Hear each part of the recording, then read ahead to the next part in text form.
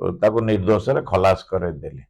खलास होला परे हठात से लोक मते आसी कहला सारे मोर मु तो जेल रे थिली लक्षे टंका जो आपण नै चंती मो मो भौणी ठारू सेथुरु 50,000 मते दियंतु।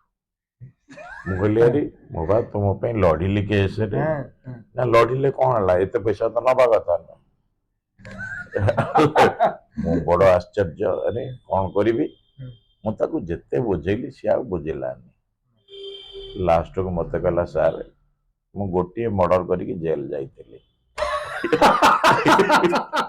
कहीं की मारला ना नहीं तार आगुरु रगा रगी थिले जे मर्डर हो गला से बहुत जीवन रे टर्चर कर तेणु से कि ये धैर्य हरा कि मर्डर करदेला है से विभिन्न आड़े न्याय कि अप्लाई कला कहीं देलेनी न्याय तेणु से निजे बाड़े मारदेला गोटे चैलेंजिंग मोड रे मुझे केस टाको हैंडल कली। हैंडल कला पर बहुत हाइलाइटेड केस मुझे हैंडल कली। हैंडल कले पर से लोकटी को निर्दोष रे खलास करेली। हाँ कहीं ना आईन रे बहुत फाट थिला जो पुलिस ऑफिसर तदंत करथला तार ज्ञान अभाव जहाँ जहाँ आईन अनुसार करिया कथा से गुड़ा सब करि नथला। तार अधिकांश जो खलास होती तार आईन दिगा ही था विशेष भाव तदंत। हाँ हाँ हाँ तेणु से जो ताको सुजोग नहीं कि मु से केस टी को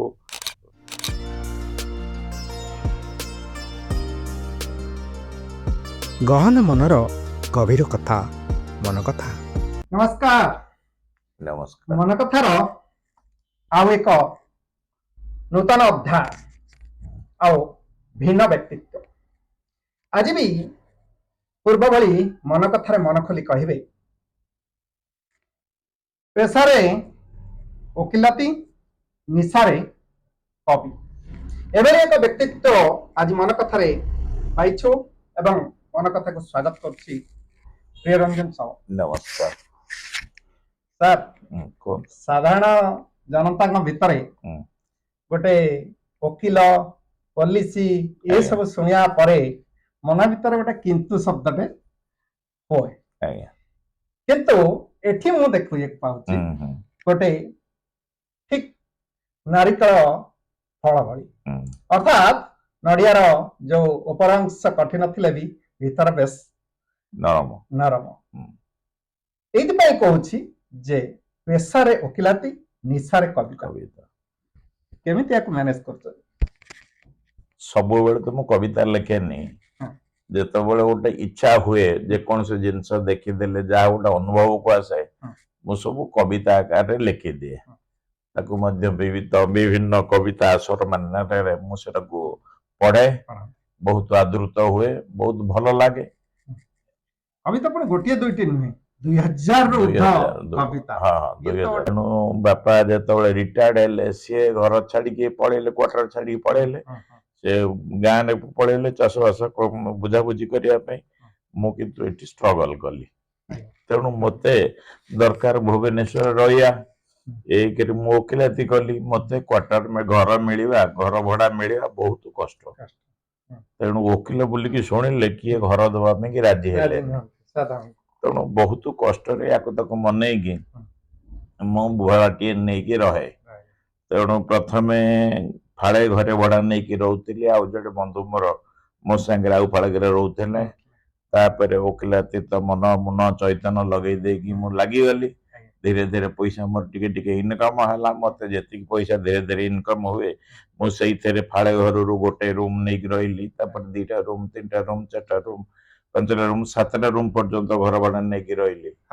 साइकिल चलाऊली स्कूटर चलैली मोटरसाइकिल चलैली कार चलाऊची तेणु सबू पाहच धीरे धीरे धीरे धीरे अतिक्रम करी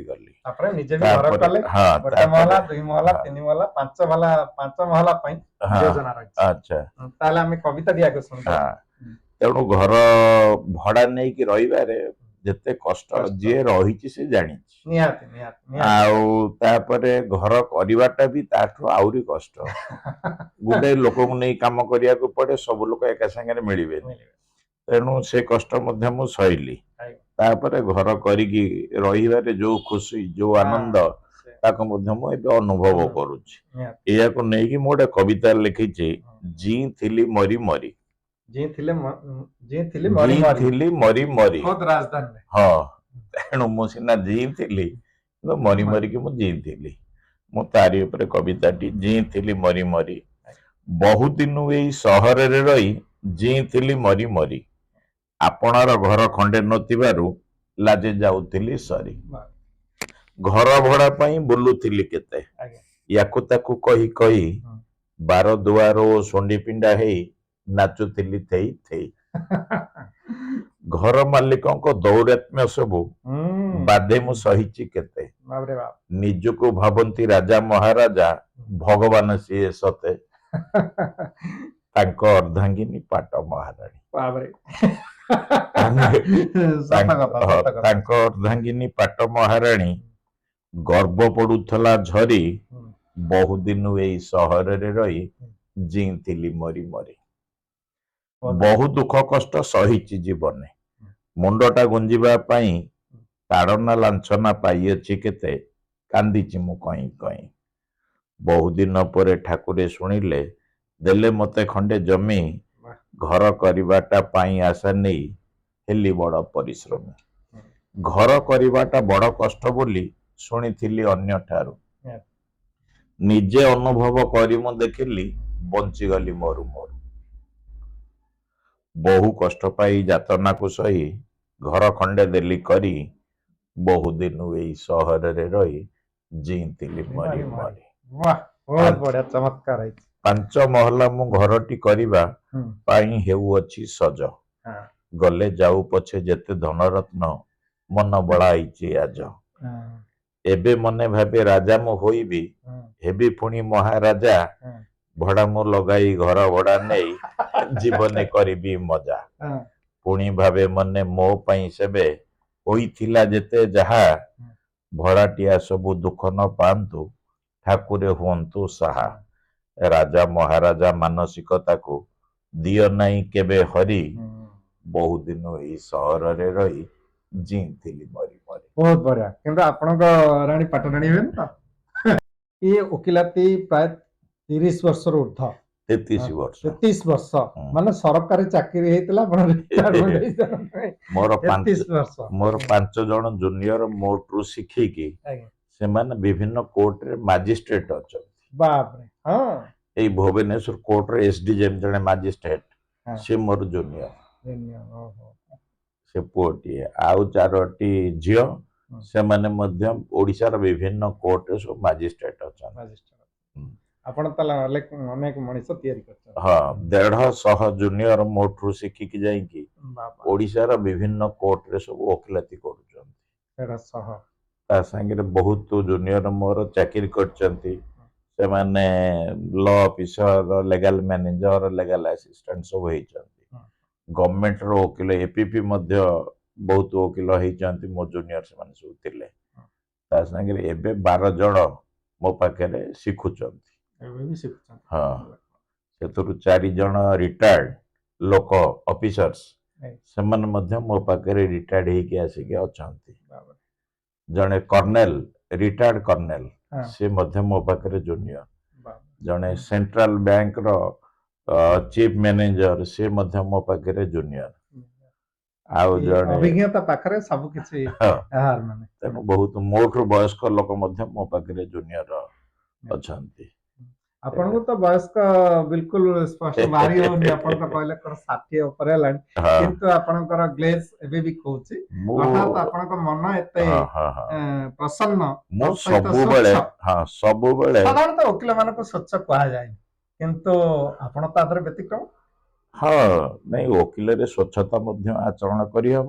ଅଛନ୍ତି ନାମୀ ଦାମୀ ଅଛନ୍ତି, କିଛି ଇଏ ପାଇଁ। କିନ୍ତୁ ବହୁତ ଓକିଲ ଅଛନ୍ତି, ସେମାନେ ଟିକେ ଏଥିରେ ବହୁତ ପଇସା ଓକିଲାତିରେ।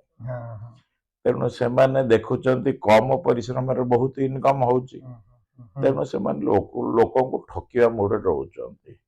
ନିଜେ ପରିଶ୍ରମ କରିବେନି, ଛୋଟ ଛୋଟ କାମ ପାଇଁ ବହୁତ ପଇସା ନେଇ ଯାଉଛନ୍ତି। ତେଣୁ ଇଜି ମନି ଇନକମ୍ କରିବା ପାଇଁ ସେମାନେ ବହୁତ ଆଗବର।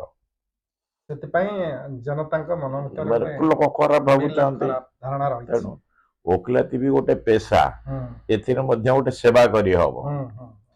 ବହୁତ ଲୋକ ଦୁନିଆରେ ଅଛନ୍ତି ନ୍ୟାୟ ପାଉନାହାନ୍ତି, ତାଙ୍କ ପ୍ରତି ବହୁତ ଅତ୍ୟାଚାର ଅନ୍ୟାୟ ହଉଛି। ଆମେ ଯଦି ତାଙ୍କୁ ଟିକେ ସାହାଯ୍ୟ କରିବା ସେମାନେ ବହୁତ ଲାଭବାନ ହେବେ। କୁହନ୍ତି ଯୋଉ ଓକିଲ କଳାକୁ ଧଳା, ଧଳାକୁ କଳା କରନ୍ତି, ଏ କଣ ସତରେ? ଏଇଟା ଯଦି ଜଣେ ଓକିଲ କଳାକୁ ଧଳା, ଧଳାକୁ କଳା କଲା, ଆର ପକ୍ଷରେ ବି ଓକିଲ ଅଛନ୍ତି ନା। ସପୋଜ ଚୋରି ହେଲା, ଆପଣଙ୍କ ଘରୁ ଗୋଟେ ଲୋକଟିଏ ଚୋରି କଲା, ଆପଣ ଯାଇକି ପୋଲିସରେ ଏଫଆଇଆର ଦେବେ। ଆପଣଙ୍କ ତରଫରୁ ମଧ୍ୟ ଗୋଟେ ଓକିଲ ରହିବ। ଯିଏ ଚୋରି କଲା ସେ ମଧ୍ୟ ଜଣେ ଓକିଲ ଦବ, ତା ତରଫରୁ ମଧ୍ୟ ଓକିଲ ରହିଲା। ତେଣୁ ଦି ଜଣ ଯାକ ଓକିଲ ଚାହିଁବେ କେମିତି ସିଏ ଜିତିବେ, କେମିତି ଇଏ ଜିତିବେ। ତେଣୁ ସେମାନେ ଆଇନର ବ୍ୟାଖ୍ୟା କରାଯିବ, ଆଇନର ବ୍ୟାଖ୍ୟାରେ ଯାହା ବାହାରିବ। ତେଣୁ ଓକିଲ ଗୋଟେ ପଟିଆ ନୁହନ୍ତି, ତେଣୁ ଦି ପଟରେ ରହିବେ। ଆପଣ କଳା ଧଳା, ଧଳା କଳା ଏମିତି କରିବାର ରହିଛି ଯେତେବେଳେ ଆରମ୍ଭରେ ହେଇଥିବ ସେତେବେଳେ ଷ୍ଟ୍ରଗଲ ଟାଇମ୍? ନା, ମୁଁ ସେଗୁଡାକୁ କରେନି। ମୁଁ ଆଇନର ଚର୍ଚ୍ଚା କରେ ସବୁବେଳେ। ଆଇନ କେତେ ଦୂର ସାହାଯ୍ୟ କରିପାରିବ, ତେଣୁ ଆଇନରେ କଣ ସବୁ ଅଛି ଏହାକୁ ଦେଖେଇକି ଆମେ ସେ କେସଟାକୁ ଲଢୁ। ଆପଣ ଯୋଉ କେସରେ ଅଧିକାଂଶ କେସ ଦେଖିବାକୁ ମିଳୁଛି, ତାର ଦୁଷ୍କର୍ମ ଘଟଣା ହଉଛି, ଏ ଘଟଣା ତା ପାଇଁ ବି ଓକିଲ ଲଢୁଛନ୍ତି, ଦି ପକ୍ଷ ଲଢୁଛନ୍ତି। ସେ କେସରେ ବାସ୍ତବରେ କଣ ମାନେ ଏସବୁ ଘଟଣାକୁ ଆମେ ଯାହା ସାମାଜିକ ସ୍ତରରେ ଯାହା ବାସ୍ତବ ଦେଖୁଛି, ଟିଭି ମିଡିଆ ସବୁ କିଛି ବାହାରିଲା ପରେ ବି ସମସ୍ତେ ଜାଣୁଛନ୍ତି ସେ ଦୋଷୀ, ସ୍ପଷ୍ଟ ଚିତ୍ର ଆସୁଛି। ଆପଣ କୋଲକାତା କଥା ବି ନେଇପାରିବେ, କିନ୍ତୁ ତାପରେ ବି ତା ସପକ୍ଷରେ ଓକିଲ ବାହାରୁଛନ୍ତି। ହଁ, କାହିଁକି ନା ବହୁତ ସମୟରେ ଦେଖାଯାଏ ସେ ଲୋକଟି ଦୋଷୀ ହେଇନଥିବ, ତାକୁ ଲୋକ ସମ୍ମୁଖରେ ଜନସମୁଦ୍ରରେ ତାକୁ ଦୋଷୀ ବୋଲି ମନକୁ ମନ ଗୋଟେ ଆଖ୍ୟା ଦିଆ ହେଇଯାଏ। ତା ପାଇଁ ତ ଗୋଟେ ଜଣେ ଫାଇଟ କରିବା ଦରକାର। ତେଣୁ ସମସ୍ତ ପ୍ରମାଣ ପତ୍ର ଥାଇକି ବି ତାପରେ ବି ଓକିଲ ତାଙ୍କ ସପକ୍ଷରେ। ହଁ, ଓକିଲାତି ପେଶା ହେଲା, ଆମେ କେବଳ ଦେଖିବୁ ସେ ଲୋକର ପ୍ରକୃତରେ ସେ ଭୁଲ କରିଛି କି ନାହିଁ। ତାପରେ ଲ ତାକୁ ସାହାଯ୍ୟ କରିପାରିବ ନା ନାହିଁ। ଯଦି ସେ ଭୁଲ କରିଛି, ଆମର ପ୍ରୋସିଡିଓର ଅନୁସାରେ ସେଇ ଅନୁସାରେ କେସଟା ଚାଲିଛି ନା ନାହିଁ। ପୋଲିସକୁ ଦିଆ ହେଇଥିବ ତଦନ୍ତ କରିବା ପାଇଁ, ପୋଲିସ ଧର ଠିକ ଭାବରେ ତଦନ୍ତ ନ କରିଥିବ, ତାହେଲେ ସେଇ ଆଙ୍ଗେଲରେ ମଧ୍ୟ ସେ ଖଲାସ ହେଇଯିବ। ସବୁ କିଛି ପ୍ରକ୍ରିୟାକୁ ନେଇକି ଓକିଲାତି କରିହବ। ତେଣୁ ଆମେ ସେ ଯଦି ଜଣେ ଦୋଷ କରିଛି, ତାକୁ ଭଗବାନ ଅଛନ୍ତି ତାର ଦଣ୍ଡ ଦେବା ପାଇଁ, ଆମେ କିଏ ତାକୁ ଦଣ୍ଡ ଦେବା ପାଇଁ? ତେଣୁ ଆମେ ଫାଇଟ୍ କରିବୁ, ଦି ପକ୍ଷରୁ ଫାଇଟ୍ ହବ, ତର୍ଜମା କରିକି ଯାହା ମିଳିବ। ତେଣୁ ଓକିଲାତି ପାଠ ଆମେ ଯାହା ଦେଖୁଛୁ, ଏ ପୁସ୍ତକ ଦେଖିଲେ ଡର ମାଡେ, ପାଠ ପଢିଲା ବେଳେ ଡର ମାଡେ। ଗୋଟେ ମୋଟା ବହି ଯାହା ଆଜିକାଲି ତ ଛୁଆ ପଢୁଛନ୍ତି ବିଭିନ୍ନ ଅଥରର ବହି, ସିଏ ବି ମୋଟା ମୋଟା, ଯାହା ଗୋଟେ ଦିଟା ହେଲେ ତାଙ୍କ ପାଇଁ ବହୁତ। କିନ୍ତୁ ଆପଣଙ୍କ ପଛରେ ଥୁଆ ହେଇଛି ଶହ ଶହ, ଏଗୁଡା ସତରେ ଆପଣ ଫଲୋ କରୁଛନ୍ତି ନା ଏମିତି ସ୍ପେସିଫିକ ଲ କୁ ବହି ଗୁଡିକ ସବୁ? ସବୁ ଗୁଡାକ ପଢିବା ଅସମ୍ଭବ, ଇଏ ସବୁ ଡିକ୍ସନାରୀ ଭଳିଆ। ଡିକ୍ସନାରୀଟା ଯେମିତି ଦରକାର ପଡେ ସେଇ ୱାର୍ଡଟା ଦେଖିବାକୁ ପଡେ। ସପୋଜ ଚୋରି ହେଲା, ଚୋରିର ଯୋଉ ଦଫା ଅଛି ସେଇ ଦଫାଟା କାଢିକି ପଢିବାକୁ ପଡେ।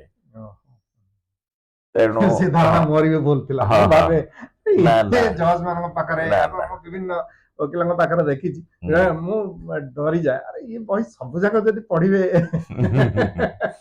ସବୁ ତ ପଢିବା ଅସମ୍ଭବ, ରେଫରେନ୍ସ ପାଇଁ ଥାଏ। କେବଳ ରେଫରେନ୍ସ ପାଇଁ ଆପଣ ତା ଦେହରୁ ସେଇ ବହିଟିକୁ ସେଇ ଜିନିଷଟିକୁ କାଢିକି ଦେଖିବାକୁ ପଡେ। ସେଟା ନିଜେ ଦେଖି ସାରିକି ଯଦି ସେ ଆଇନଟି ସାହାଯ୍ୟ କରୁଛି ଆମକୁ, ଆମେ ସେଟାକୁ ନେଇକି ପ୍ରେଜେଣ୍ଟ କରୁ କୋର୍ଟରେ। ଦେଖନ୍ତୁ ଏଇ ସିଚୁଏସନରେ ଏଇଆ ହେଇଥିଲା, ତେଣୁ ଆପଣ ମୋର କେସଟା ଏଇଭଳି, ତେଣୁ ମୋ ସପକ୍ଷରେ ଆପଣ ରାୟ ଦେବାକୁ ବାଧ୍ୟ। ଏହା ହଉଛି କଥା। ଏମିତି ହୁଏନି ଆପଣଙ୍କ ଘରେ ଆସିଥିବ ଯେ ପ୍ରତିପକ୍ଷ ଓକିଲ ହଉ କିମ୍ବା ଇଏରୁ ଆମେ ଏତିକି ଟଙ୍କା ଆପଣଙ୍କୁ ଦଉଛୁ ହୁଁ। ଆପଣ ଆମକୁ ଛାଡି ଦିଅନ୍ତୁ କିଏ ବହୁତ କଲେ। ବହୁତ ସମୟରେ ଆସେ କିନ୍ତୁ ମତେ ଆତ୍ମାକୁ ବାଧା ଲାଗେ। ହଁ। ଜଣେ ମତେ ବହୁତ ଆଶା ନେଇକି ଆଶା ଭରସା ନେଇକି କରିକି ଓକିଲାତି କେସଟି ଦେଇଛି। ହଁ। ମୁଁ ତା ଆଶାରେ ତା ବିଶ୍ୱାସରେ ବିଷ ମିଶେଇବାକୁ ମତେ କାହିଁ ଆତ୍ମାକୁ ବାଧା ଲାଗେ।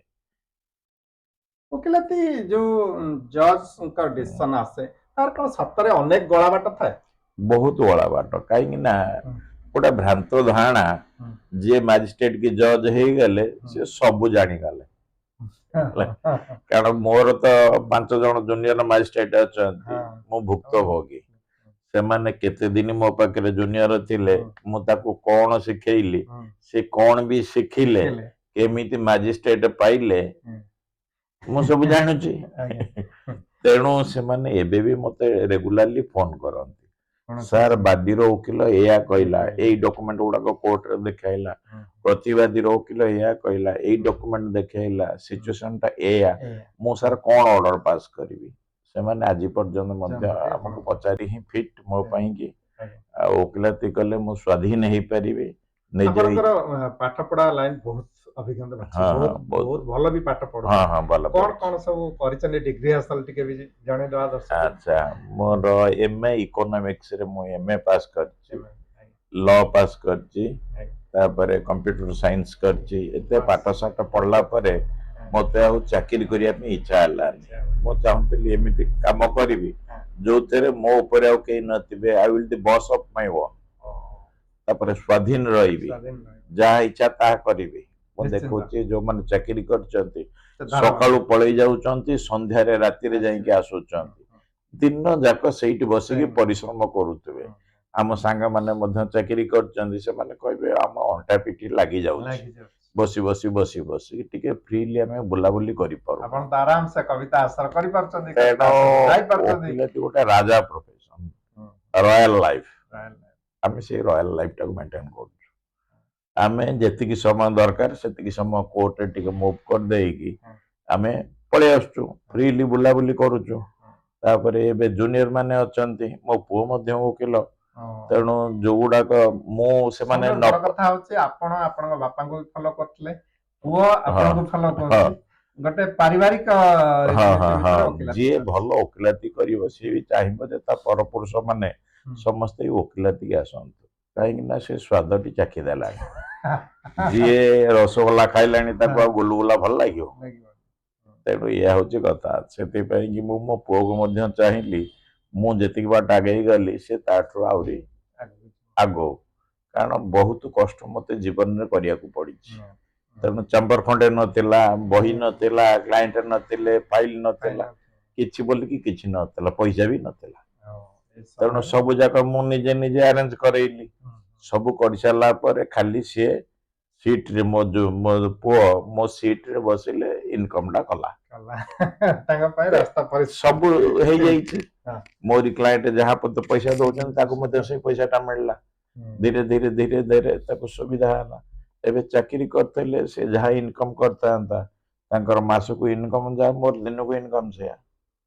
ଏକ୍ସାକ୍ଟଲି। ତେଣୁ ଆପଣ କୋଉ କେସ୍ ସବୁ ହ୍ୟାଣ୍ଡଲ କରନ୍ତି, କ୍ରାଇମ ଠୁ ଆରମ୍ଭ କରି ସବୁ ମୋର କିଛି ନା ସିଭିଲ? ମୋର civil, criminal, tribunal, consultation, arbitration, right of state, railway tribunal, co-board tribunal, educational tribunal, Everything. high court matters ସବୁ ମୋର ଅଛି। ମୁଁ ଆଗରୁ ଖାଲି କ୍ରିମିନାଲ କେସ୍ କରୁଥିଲି। ମୁଁ ଦେଖିଲି କ୍ରିମିନାଲ କେସରେ ମଧ୍ୟ ଜମି ଜମା କେସ୍ ଆସିଲା। ସେ 2 ଜଣ ଯାହାର କେସ୍ ଚାଲିଛି ତାଙ୍କ ଭିତରେ ଜମି ପାଇଁକି ବାଡିଆ ପିଟା ହେଇକି କ୍ରିମିନାଲ କେସ୍ ହେଲା। ପୁଣି ଜମି କେସ୍ ଆସିଲା, ମତେ ସେମାନେ ପଇସା ଧରିକି ଆସିକି ମତେ କହିଲେ ସାର୍ ମୋର ଜମି ଏଇଆ କେସ୍ ହେଇଛି ଜମିବାଡି ପାଇଁକି। ମୁଁ ଦେଖିଲି ସେ ଯୋଉ ପଇସା ଧରିକି ଆସିଛନ୍ତି, ମୁଁ ଯଦି ମନା କରିଦେଇକି ମୁଁ ସିଭିଲ କେସ୍ କରେନି, ସେ ପଇସାଟା ବି ସେ ନେଇକି ପଳେଇବେ, ଆଉ କାହାକୁ ନେଇକି ଦେବେ। ମୁଁ କହିଲି କାହିଁକି, ମୋର ତ କାପାସିଟି ଅଛି, ତେଣୁ ମୁଁ ମଧ୍ୟ ସିଭିଲ କେସ୍ଟା ହ୍ୟାଣ୍ଡେଲ କରିପାରିବି। ସିଏ ଯୋଉ 50,000 କି ଲକ୍ଷେ ଧରିକି ଆସିଛି, ମୁଁ କାହିଁକି ହାତ ଛଡା କରିବି। ତେଣୁ ସିଭିଲ କେସ୍ଟା ମୁଁ କରିବି, ସେ ପଇସା ମଧ୍ୟ ମୁଁ ରଖିପାରିବି। କ୍ରିମିନାଲ କେସରେ ଆପଣ କିଛି ଅସୁବିଧାର ସମ୍ମୁଖୀନ ହୁଅନ୍ତିନି? ଯେତେବେଳେ କ୍ରିମିନାଲ ଜଣଙ୍କର ସପୋର୍ଟରେ ଲଢୁଥିବେ, ତା ବହୁତ ହେଇଛି, ବହୁତ ହେଇଛି। ଏଇ ଭରତପୁରରେ ଗୋଟେ ମର୍ଡର କେସ୍, ଗୋଟେ ଲୋକଟିଏ ସିଏ ରାଗିକି ଆଉ ଗୋଟେ ଲୋକକୁ ଇଏ କରିଦେଲା ଗୋଟେ ରଡରେ ବାଡେଇ ବାଡେଇ ବାଡେଇ ବାଡେଇକି ତା ମୁଣ୍ଡଟାକୁ ଛତୁ କରିଦେଲା ପୁରା। ଏଇଟା ପେପରରେ ଟିଭିରେ ସବୁ ବାହାରିଥିଲା ଚାରିଆଡେ ମିଡିଆରେ। ହୁଁ। ତେଣୁ ତାପରେ ସେ ଲୁଚିକି ବୁଲିଲା। ମୋର ଜଣେ ଜୁନିୟରଟିଏ ତାର ସମ୍ପର୍କୀୟ, ସେ ସେଇ କେସ୍ଟିକୁ ମୋ ପାଖକୁ ନେଇକି ଆସିଲା। ସେଇଠୁ ମତେ କହିଲା ଯେ ଏଇ କେସ୍ଟି ଆପଣ ସାର୍ କରନ୍ତୁ। ମୁଁ ସେଇଠୁ କହିଲି ମୋ ଟାଙ୍କର ଉଠୁଛି ମୁଁ ଭାବିବି ହଁ ମତେ ସାର୍ ଆଉ ବାଧ୍ୟ କରନ୍ତୁ। ମୁଁ କାବା ଆରେ ଜଣକୁ ନ୍ୟାୟ ଦେଲି, ମୋ ବୁଦ୍ଧି ବଳ ଖର୍ଚ୍ଚ କରିକି ତା ପାଇଁ ମୁଁ ଲଢିଲି, ସେ ପୁଣି କଣ ମତେ ଚଦିଲାଣି। ତାପରେ ମୁଁ ତାକୁ କଣ କହିବି କିଛି ଆଉ ଉତ୍ତର ପାଇଲିନି। ମୁଁ କହିଲି ହଉ ତୁ ଯା ଦେଖିବା। ମୁଁ ଆସି ଘରେ କଥାବାର୍ତ୍ତା ହେଲି। ଘରେ ସମସ୍ତେ କହିଲେ ତମେ ତାକୁ ଦେଇଦିଅ ସାଙ୍ଗେ ସାଙ୍ଗେ ପଇସାଟା, ସେ ଚାରି ଦୌଡ଼ି କଟା। ସେ କହୁଛି ପୁଣି ଧମକେଇକି ଯାଇଛି ଜଣକୁ ମର୍ଡର କରିଛି, ଆଉ ମର୍ଡର କରିବା ପାଇଁ ତାକୁ ବାଧ୍ୟ କରନି।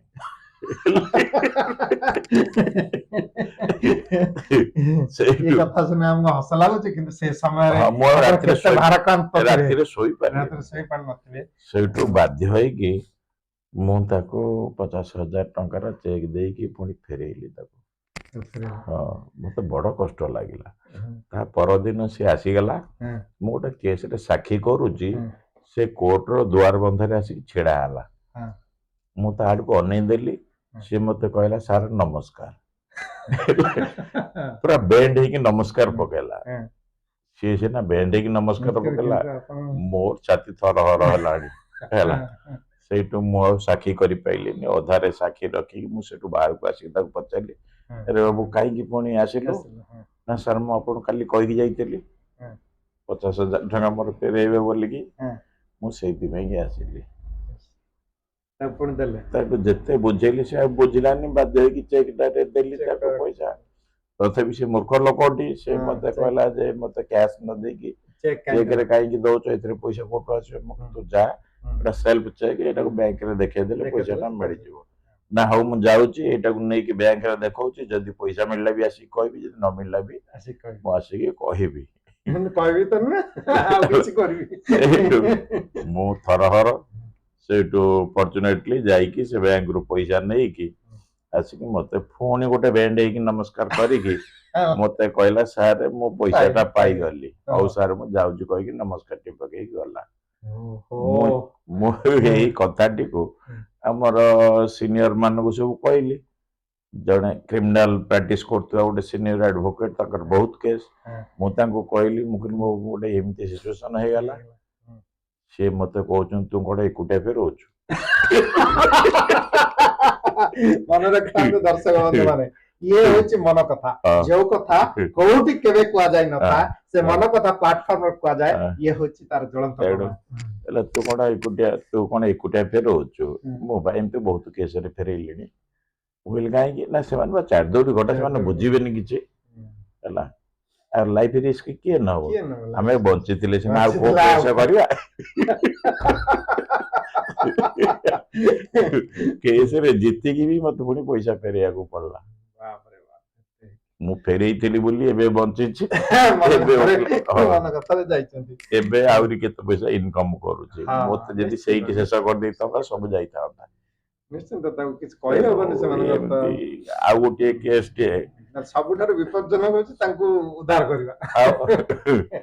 ଆଉ ଗୋଟେ କେସଟେ, ମୁଁ ସେତେବେଳେ ଜୁନିୟର ଥାଏ, ନୂଆ ନୂଆ ବାଲିଅନ୍ତାରୁ ଗୋଟେ ବୁଢା ଲୋକଟିଏ, ଆଉ ଖାଲି ଗାମୁଛା ଖଣ୍ଡେ ପିନ୍ଧିକି, କିଛି ସାର୍ଟ ଫାର୍ଟ ନାହିଁ, ଗରିବ ଲୋକଟି ଆସିକି ପହଞ୍ଚିଗଲା। ମୋ ସିନିୟରଙ୍କର ଚାମ୍ବର ସେଇ କୋର୍ଟ ପାଖରେ ଥିଲା। ମୁଁ ଯାଇକି ସେଇଠି ଶିଖୁଥିଲି। ସେ ସକାଳୁ ସକାଳୁ ଆସିକି ପହଞ୍ଚିଗଲା, କୋର୍ଟକୁ ଆସିଥିଲା। କୋର୍ଟରେ ଓକିଲ କିଏ ବୋଲି ପଚାରିଲା ବେଳକୁ ସବୁ ପାନ ଦୋକାନୀ ମାନେ କହିଲେ ସାଇଡରେ ଜଣେ ଓକିଲ ରହୁଛନ୍ତି, ସେ ଆମ ସାର୍ଙ୍କର ସିନିୟରଙ୍କର ଘର। ସେ ସେଇଠିକି ଆସିଗଲା। ଆସିଲା, ଆମ ସାର୍ ପଚାରିଲେ ଆରେ ବାବୁ କିଏ ତୁମେ, କୁଆଡେ ଆସିଲ? ନା ନିର୍ଦ୍ଦୋଷରେ ମୋ ପୁଅକୁ ପୋଲିସ ଆରେଷ୍ଟ କରି ନେଇଯାଇଛି। ନା କାହିଁକି? ନା ଗୋଟେ ରେପ୍ କେସରେ। ବଡ ବଡିଆ ଲୋକ ସବୁ ରେପ୍ କଲେ, ମୋ ପୁଅ ମୁଣ୍ଡରେ ଅଟା ବୋଳିଲେ। ମୋ ପୁଅର ମୋର ଧାନ କାଟୁଥିଲୁ, ପୋଲିସ ଆସିଲା, ହଠାତ୍ ସେ ଧାନ ବିଲରୁ ତାକୁ ନେଇଯାଇଛି। ତେଣୁ ମୁଁ ସାର୍ ଆସିଛି କୋର୍ଟକୁ ଯେ ତାକୁ ବେଲ୍ କରିବା ପାଇଁ। ସେଇଠୁ ମୋ ସିନିୟର ତାକୁ କହିଲେ ମୁଁ ତ ଏତିକି ଟଙ୍କା ନିଏ ଆଉ ତୁମେ ଦେଇପାରିବ? ନା ମୋ ପାଖରେ ସାର୍ କିଛି ପଇସା ନାହିଁ। ନା ଆଉ କିଛି ପଇସା ନାହିଁ କାହିଁକି ଆସିଥିଲୁ, ଯାହା ପଳା ଏଠୁ। ମତେ ବଡ଼ ବାଧିଲା, କେଡ଼େ ବଡ଼ ଆଶା ନେଇକି ସେ ଲୋକ ଆସିଥିଲା ଆଉ ସାର୍ ଶୁଣିଲେନି। ତେଣୁ ମୁଁ ଯେହେତୁ ଜୁନିୟର ଥିଲି ମୋ ଅନ୍ତର କାନ୍ଦୁଥାଏ, ମୁଁ କିଛି କହିପାରିଲିନି। ତାପରେ ମତେ ଭଲ ଲାଗିଲାନି କିଛି। ତାପରେ ଆମ ଚମ୍ବର ସରିଲା ପରେ ଆମେ କୋର୍ଟକୁ ଗଲୁ। କୋର୍ଟକୁ ଗଲାବେଳକୁ ସେ ବୁଢ଼ା ଲୋକଟି ଗୋଟେ କୋର୍ଟରେ ଗୋଟେ କାନ୍ଥକୁ ଆଉଜିକି କାନ୍ଦୁଛି। ମୁଁ ତାକୁ ହଁ ମୁଁ ତାକୁ ପଚାରିଲି ମଉସା ତମର କ'ଣ ଆଉ କେହି ବେଲ୍ କଲେନି? ନା କେହି ମନା କରୁଛନ୍ତି ସମସ୍ତେ, ପଇସା ନାହିଁ କିଏ ବେଲ୍ କରିବ? ମୁଁ ସେଠୁ କହିଲି ମୁଁ କରିବି। ସେ କହିଲେ ମୋ ପାଖ ପଇସା ନାହିଁ। ମୁଁ କହିଲି ମୁଁ ପଇସା ନେବିନି। ସେ କହିଲେ ଏମିତି ବି ଓକିଲ ଅଛନ୍ତି, ପଇସା ହଁ ପଇସା ନ ନେଇକି ପୁଣି ମୋର କାମ କରିବେ, ମୋ ପାଇଁକି ଲଢ଼ିବେ। ମୁଁ କହିଲି ହଁ ମୁଁ ଲଢ଼ିବି, କିଛି ପଇସା ଦରକାର ନାହିଁ। ସେଠୁ କହିଲା ହଉ ଆପଣ କରନ୍ତୁ। ମୋତେ କହିଲା ପରେ ମୁଁ ସେଇଠୁ ସେ କେସ୍ଟି ନେଇକି ବେଲ୍ ପାଇଲି କଲି। ମୁଁ କୋର୍ଟରେ କହିସାରିଲା ପରେ ମୁଁ କହିଲି ତାକୁ ତୁମେ ସବୁ ଏଇଠି ବସ, ଜଜ୍ ୟା ପରେ ଉଠିକି ଚାମ୍ବରକୁ ଯିବେ, ଆଉ ଜଣେ ଷ୍ଟେନୋ ଯିବ ତା ସାଙ୍ଗରେ ଲେଖା ଲେଖି କରିକି ଅର୍ଡ଼ର କ'ଣ ହେଲା ଆଣିବ। ଏଇ ଷ୍ଟେନୋ ବାବୁକୁ ଦେଖା କରିବ, ସେ ଚାମ୍ବରରୁ ଫେରିଲା ପରେ ତମେ ତାକୁ ଦେଖା କରିବ, ତାଙ୍କୁ ପଚାରିବ ଏ ରେପ୍ କେସ୍ରେ କ'ଣ ଅର୍ଡ଼ର ହେଲା। ମୁଁ ଟିକେ ଅଲଗା କାମରେ ଯାଉଛି, ମୁଁ ଆସିକି ବାରରେ ବସିଥିବି ବାର ଆସନ ହଲ୍ରେ, ତୁମେ ମୋତେ ଏଇଠି ଦେଖିବ, ମୁଁ ଏଇଠି ବସେ, ମୋତେ ଆସିକି କହିବ କ'ଣ ହେଲା। କିଛି ସମୟ ଅପେକ୍ଷା କଲି, ତାପରେ ସିଏ ସାଡ଼ୁ ଆସିକି ମୋତେ ସେଠୁ ମୋ ଆଗରେ ଶୋଇ ପଡ଼ିଲା, ଠାକୁରଙ୍କ ଆଗରେ ଯେମିତି ଶୋଇକି ମୁଣ୍ଡିଆ ମାରନ୍ତି ମୋ ଆଗରେ ଆସି ଶୋଇ ପଡ଼ିଲା। ମୁଁ ଭାବିଲି ବୋଧେ ସେ ତାକୁ କାନ୍ଦୁଛି ଶୋଇଛି, ମୁଁ ଭାବିଲି ବୋଧେ ତାର ବେଲ୍ଟା ରିଜେକ୍ଟ ହେଲା। ଦେଖିଲା ବେଳକୁ ସେ କହିଲା ଯେ ନାଇଁ ରିଜେକ୍ଟ ହେଇନି, ମୋ ବେଲ୍ଟା ହେଇଗଲା। ମୁଁ କାବା ହେଇଗଲି। ମୁଁ କହିଲି ଯଦି ବେଲ୍ ହେଇଗଲା ତମେ କାନ୍ଦୁଛ କାହିଁକି? ନା ମୋର ଆନନ୍ଦ ଅଶ୍ରୁ ହୁଏ, ଆନନ୍ଦରେ ମୁଁ କାନ୍ଦୁଛି। ହଁ ମତେ ମତେ କହିଲା ଯେ ଭଗବାନ କାଠ ପଥରରେ ନାହାନ୍ତି, ମୋ ପାଇଁ ଆପଣ ଭଗବାନ। ମତେ ବହୁତ ଖୁସି ଲାଗିଲା। ସେଇଠୁ ଦୁଇଟି ଭିନ୍ନ ଦିଗ ଆମେ ଦେଖିଲେ, ଗୋଟିଏ ଭୟଙ୍କର, ଗୋଟେ କେତେ ଭଗବାନଙ୍କ ଭଳି ଆଶୀର୍ବାଦ। ତାପରେ ମତେ କହିଲା ଯେ ମୋ ପାଖରେ 150 ଟଙ୍କା ଅଛି। 150 ଟଙ୍କାରେ କିଏ ବେଲ୍ କରିବ? ତେଣୁ ଗୋଟେ କାମ କରନ୍ତୁ, ଆପଣ ଏଇ 150 ଟଙ୍କା ରଖନ୍ତୁ। ମୁଁ କହିଲି ତୁମେ ଯିବ କେମିତି ପୁଅକୁ ନେଇକି ଫେରିବ କେମିତି ଘରକୁ? ନା ମୋ ପାଖରେ ଆଉ କିଛି ନାହିଁ, ମୁଁ ଆକୁ ତାକୁ ମାଗି ମଗିକି ନେଇକି ଯିବି। ନା କାହାକୁ ମାଗନି, ଏଇ 150 ଟଙ୍କା ନେଇକି ପୁଅକୁ ନେଇକି ଯାଅ। ମତେ ଏଇ ତାରିଖ ଦିନ ଆସିକି କୋର୍ଟରେ ଦେଖା କରିବ। ଏଇଟା 1992 ମସିହାରେ। ହଁ ସେଇଠୁ ତାପରେ ସେ କ'ଣ କରୁଛି ନା କିଛି ଦିନ ପରେ ଆସିକି ପୁଣି ସେଇ କୋର୍ଟରେ, ଯୋଉ କୋର୍ଟରେ ତାର କେସ୍ ଥିଲା ସେଇଠି ମତେ ଅପେକ୍ଷା କରିକି ବସିଛି। ତାର ଆଉ ସାହସ ନାହିଁ ଯେ ଆମ ସିନିୟରଙ୍କ ଚାମ୍ବରକୁ ଯିବା ପାଇଁ, ମତେ ଦେଖା କରିବା ପାଇଁ। ତେଣୁ ମୁଁ କୋର୍ଟରେ ଦେଖିକି କାବା ହେଇଗଲି। ମୁଁ କହିଲି ଆଜି ତମେ କୁଆଡ଼େ ଆସିଲ? ସେଠୁ କହିଲା ସାର୍ ମୁଁ କିଛି ଆକୁ ତାକୁ ଧାର ଉଧାର କରିକି ପଇସା ଧରିକି ଆସିଛି ଆପଣଙ୍କୁ ଦେବା ପାଇଁକି, ଆପଣ ମୋ ପାଇଁ ଯୋଉ ପରିଶ୍ରମ କଲେ। ମୁଁ କହିଲି ନାଇଁ ମୁଁ ନେବିନି, କାରଣ ତମକୁ ମୁଁ କହିଛି ଯେ ମୁଁ ତମର ମାଗଣା କରିବି। ମୋ କଥାରେ ମୁଁ ସବୁବେଳେ ଷ୍ଟ୍ରିକ୍ଟ ଥାଏ, ତେଣୁ ମୁଁ ତମଠୁ ପଇସା ନେବିନି। ସେ କାବା ହେଇଗଲା। ସେଇଠୁ ମୁଁ ତାକୁ ଫେରେଇ ଦେଲି। ମୁଁ କହିଲି ନେଇଯାଅ ପଇସା, ତମେ ଯାଅ। ମୁଁ ଫେରେଇ ଦେଲି। ତାପରେ ଆପଣ ବିଶ୍ୱାସ କରିବେନି, ସେ ଏରିଆର ଯେତିକ କେସ୍ ସେ ସବୁ ଧରିକି ଆସିଲି। ସେ କହିଲା ବଡ଼ କହିଲା ବହୁତ ଭଲ ଓକିଲ ଅଛନ୍ତି, ମୋ କେସ୍କୁ ସେ ବିନା ପଇସାରେ କରିଛନ୍ତି, ନହବା କାମକୁ ସେ କରିଦଉଛନ୍ତି। ଏମିତି ଧରି ସେମାନଙ୍କୁ ଧରିକି ଆସିଲା। ଯାହାକୁ ଧରିକି ଆସିଲା ମତେ ସେଠୁ କହିଲା ଯେ ସାର୍ ମୋଠୁ ସିନା ପଇସା ନେଲେନି, ଆଉ ୟାଙ୍କଠୁ ଆପଣ ନେଇକି କାମ କରନ୍ତୁ। ମୁଁ କହିଲି ହଁ ତାଙ୍କଠୁ ନେବି ହେଲା। ସେଇଠୁ ଏମିତି ହେଇକି ଧୀରେ ଧୀରେ ସେ ଏରିଆଟା ଯାକ ଯେତିକ ତାର ଚିହ୍ନା ପରିଚୟ, ଯୋଉଠି ଯାହାର ଯୋଉ କେସ୍ ହେଲା ସେ କେସ୍କୁ ଧରିକି ଆସିଲା। ମୁଁ ତାଠୁ ନେଇଥିଲି ପଇସା ସେଇ 1000, 2000, 3000 ଭିତରେ ମୁଁ ନେଇଥାନ୍ତି। ମତେ 10-15 ଲକ୍ଷ ଟଙ୍କା ସେ କରେଇଦେଲା ୟାକୁ ତାକୁ ଆଣିକି। ତେଣୁ ସାହାଯ୍ୟର ମୂଲ୍ୟ ତାକୁ କଳି ହବନି। who helps to others, God helps him. Absolutely. ତେଣୁ a satisfied client is a best advertiser. ତେଣୁ ସିଏ ମୋ ଉପରେ ଏତେ ଖୁସି ଆଜି ପର୍ଯ୍ୟନ୍ତ ମଧ୍ୟ ତାର ଯାହାକୁ ଦେଖୁଛି ଯାହାର ଯାହା କେସ୍ ସବୁ ଧରିକି ସିଏ ଆସିଯାଉଛି। ସେ ବାଲିପାଟଣା ଏରିଆର ପ୍ରାୟ କେସ୍ ମୋ ପାଖରେ ତାରି ଥ୍ରୁରେ। ଏଇ ସବୁ ଭିତରେ ଆପଣ ସମୟ ବ୍ୟସ୍ତତା ଭିତରେ ପରିବାରକୁ ସମୟ ଦିଅନ୍ତି ଠିକ ସେ? ପରିବାରକୁ ମୋର ସ୍ତ୍ରୀଟି ବହୁତ ଏଫିସିଏଣ୍ଟ ପରିବାର ଚଳେଇବା ପାଇଁ ଫର୍ଚୁନେଟଲି। ତେଣୁ ମୁଁ ଦେଖିଲି ଯେହେତୁ ତାଙ୍କର ଏଫିସିଏନ୍ସି ଅଛି ତାକୁ ମଧ୍ୟ ୟୁଟିଲାଇଜ କରିହବ। ମୁଁ କହିଦେଲି ମୁଁ ବାହାର କଥା ବୁଝୁଛି, ତୁମେ ଘର କଥା ବୁଝ। କୋଉଠୁ ଗ୍ରୋସରୀ ଆସିବ, କୋଉଠୁ ପରିବା ପତ୍ର ଆସିବ, କଣ ରୋଷେଇ ହବ, ସବୁ ବୁଝାବୁଝି ତୁମେ କର, ମୋଠୁ ପଇସା ନେଇଯାଅ। ତେଣୁ ଟୋଟାଲି ମୁଁ ଫ୍ରି ହେଇଗଲି। ମୋର ଖାଲି ଓକିଲାତି ଆଉ କବିତା। এই দাম্পত্য জীবন ভিতরে কেবে তু তু মে ভিতরে କିଛି ବହୁତ ଥର ହେଇଛି। ଏଟା ତ ସମସ୍ତଙ୍କ ଲାଇଫରେ ହୁଏ, କିଛି ନୂଆ କଥା ନୁହେଁ। ଦିଓଟି ପ୍ରାଣୀ ଯେତେବେଳେ ମିଶିକି ରହିବେ ସବୁବେଳେ ଚୁପଚାପ ରହିପାରିବେନି। ତାଙ୍କ ଉପରେ କବିତା ଲେଖିନାହାନ୍ତି? ତାଙ୍କ ଉପରେ ବି କବିତା ଲେଖେ, ବିଭିନ୍ନ କବିତା ଆସରକୁ ଯାଇକି କବିତା ଆବୃତ୍ତି କରେ। ଆଉ ବହୁତ ଲୋକ ଆସନ୍ତି ସେଠି କବିତା ଆବୃତ୍ତି କରିବା ପାଇଁ, ରିଟାୟାର୍ଡ ପ୍ରଫେସର, ଡକ୍ଟର, ଇଞ୍ଜିନିୟର, ଏମାନେ ସବୁ ବି ଆସନ୍ତି। ବହୁତ କବିତା ଆବୃତ୍ତି ହୁଏ। ସେମାନେ ନିଜ ହାତରୁ ପଇସା ଖର୍ଚ୍ଚ କରି କବିତା ବହି ଲେଖି ଛପେଇ ତାକୁ ସବୁ ମାଗଣାରେ ବାଣ୍ଟିକି ବହୁତ ଖୁସି ଅନୁଭବ କରନ୍ତି। ଆମମାନଙ୍କୁ ସବୁ ମାଗଣାରେ ଦିଅନ୍ତି। ମୋର ତ ପ୍ରବଳ କାମ ଓକିଲାତିରେ, ଆଉ ବିଭିନ୍ନ ପ୍ରକାର ଲ ମ୍ୟାଗାଜିନ୍ ମୁଁ ମଗାଏ, ତାକୁ ମଧ୍ୟ ରେଗୁଲାରଲି ମୁଁ ପଢିପାରିନି ପ୍ରତ୍ୟେକ ମାସରେ। ତେଣୁ ତାପରେ ଓକିଲାତି ବହି ପଢିଲେ ପଇସା ଇନକମ ହବ, କବିତା ବହି ପଢିଲେ ପଇସା ନାହିଁ। ବିଭିନ୍ନ ରାଜ୍ୟରେ ସବୁ ହଁ ବିଭିନ୍ନ ରାଜ୍ୟରେ ସବୁ ପଇସା ମିଳେ କବିତା ଲେଖିବା ପାଇଁ କି ବୋଲିବା ପାଇଁ କି, କିନ୍ତୁ ଓଡିଶାରେ ସେଗୁଡାକ କିଛି ନାହିଁ। ତେଣୁ ଗୋଟେ ଖୁସି ଲାଗେ ଖାଲି କବିତା ଲେଖିବା ପାଇଁ କି। ମୁଁ ଦେଖିଲି ସେ ଯୋଉ କବିତା ବହି ସବୁ ମତେ ଦେଲେ, ମୁଁ ତାକୁ ଆଡେ ସାଡେ ଗଦା କଲି ଘର ଭିତରେ ହେଲା। ସେଇଠୁ ମୁଁ ଭାବିଲି ମୋରି ଭଳିଆ ବି ବହୁତ କବିତା ବହି ସବୁ ମାଗଣାରେ ଯୋଉମାନେ ପାଉଛନ୍ତି ସେମାନେ ସବୁ ଗଦା କରିଥିବେ। ମୁଁ ଦିନେ କୋର୍ଟରୁ ଫେରିଲା ବେଳକୁ କାମ ସାରିକି ଘରେ ଦେଖିଲା ବେଳକୁ କବିତା ବହି ଆଉ କିଛି ନାହିଁ ହେଲା।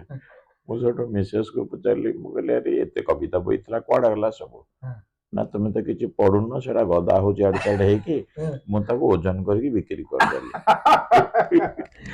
ମୁଁ ସେଇଠୁ ଭାବିଲି ଆରେ ମୋରି ଭଳିଆ ତ ଓଜନ କରିକି ବିକୁଥିବେ ବହୁତ ଲୋକ, ତେଣୁ ମୁଁ କାହିଁକି ଅଯଥାରେ ଜାଣିକି ଖର୍ଚ୍ଚାନ୍ତ ହେବି କବିତା ବହି ଛପେଇକି ମାଗଣାରେ ବାଣ୍ଟିକି।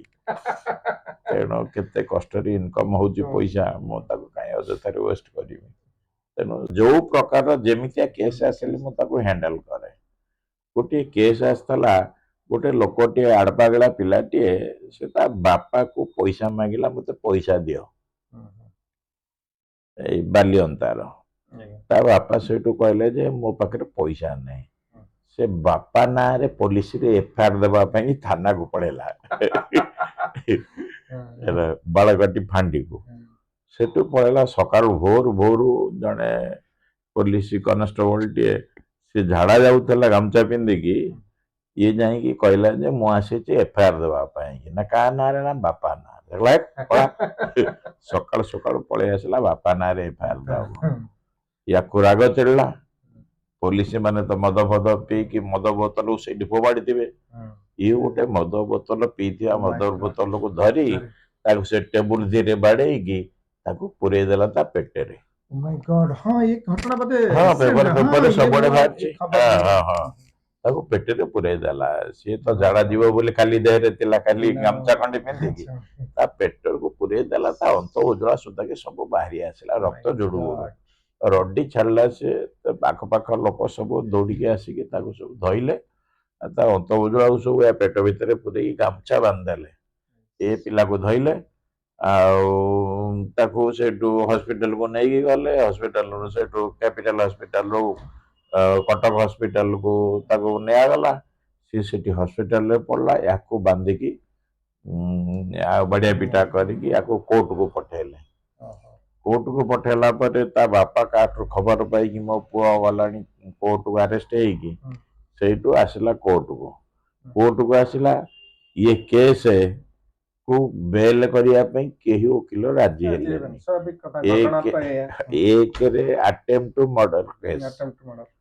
दुई रे ये पुणी थाना भितर ପୁଣି ଥାନା ଭିତରେ ପୁଣି ପୋଲିସ हाँ तापर पुणी पुलिस On को duty। पुलिस को On ड्यूटी duty। समय पुलिस को पुणी से पुलिस होची civil caste Oh my God। Atrocities act भी लागि ବାପରେ। तापर वकील माने पुलिस को हाथ कले तांको दयारु से माने बहुत केस पाआंती तेणु पुलिस विरुद्ध रे प्राय कौन से वकील हाँ। जाआंती तेणु मो गोटे एक्सेप्शन ଯେତେବେଳେ ତା ବାପା ପଚାରି ପଚାରିକି କାହାକୁ କେହି ନେଲେନି ତା ପୁଅର କେସକୁ ମୁଁ ସେଇଠୁ ଚ୍ୟାଲେଞ୍ଜ ବେସିସରେ ସେଇ କେସଟିକୁ ଧଇଲି ନେଲେ ହଁ ମତେ ଯେତେବେଳେ କହିଲା ମୁଁ କହିଲି ହଉ ଠିକ ଅଛି ମୁଁ ମଧ୍ୟ ସେ କେସକୁ ନେବି ସେ କେସକୁ ନେଇକି ସାକ୍ଷୀ ପ୍ରମାଣ କରିକି ମୁଁ ତାକୁ ନିର୍ଦ୍ଦୋଷରେ ଖଲାସ କରେଇଲି ହଁ ହଁ ଏଇଟା ପ୍ରତ୍ୟେକ ନ୍ୟୁଜ ପେପର ଫ୍ରଣ୍ଟ ପେଜରେ ନ୍ୟୁଜ ହେଲା ଆପଣ ଏ କଥା ମନ ଖୋଲି କହୁଛନ୍ତି ପବ୍ଲିକରେ ଇସ୍ୟୁ ହବନି ତ ଇସ୍ୟୁ କଣ ହବ ବହୁତ ଦିନର କଥା ଇଏ ହଁ। ତେଣୁ ତାକୁ ମୁଁ ନିର୍ଦ୍ଦୋଷରେ ଖଲାସ କରେଇଲି ନିର୍ଦ୍ଦୋଷରେ ଖଲାସ କରିଦେଲା ପରେ ସେଟା ପେପର ସବୁଆଡେ ଫ୍ରଣ୍ଟ ପେଜରେ ନ୍ୟୁଜ ହେଲା ହଁ।